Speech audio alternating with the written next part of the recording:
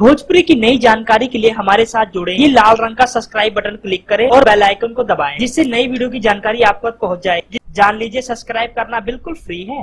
अभिनेता सुपरस्टार खेसारी लाल यादव की फिल्म राजा जानी का फर्स्ट लुक आ गया है। जी हाँ दोस्तों, राजा जानी का फर्स्ट लुक आ गया। फिलहाल काफी चर्चाओं में बसे हैं अभिनेता सुपरस्टार खेसारी लाल यादव। दोस्तों, जो सबसे बड़ी बात सामने आती है इस फिल्म की करें अभिनेत्री की बात, तो उसका अभी डिसाइड नहीं हुआ है। अगर कल इस फिल्म की शूटिंग की बात, तो अक्टूबर से इस फिल्म की शूटिंग शुरू की जाएगी।